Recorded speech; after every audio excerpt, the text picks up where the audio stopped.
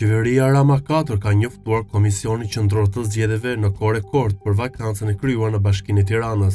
Në shkresën përkatëse rezulton së ditën e njëjtë më datë 25 shtator, menjëherë pas vendimit të marrë nga Këshilli i Ministrave, është njoftuar për shkarkimin e Erion Veliajt edhe KQZ-ja. Vetë ish-krye bashkiaku nuk humbi kohë dhe këtë të hënë kundërshtoi në gjykatën kushtetuese vendimin për shkarkimin e tij nga detyra kryebashkiakut të Tiranës, vendimi i cili u mor nga Këshilli i Ministrave.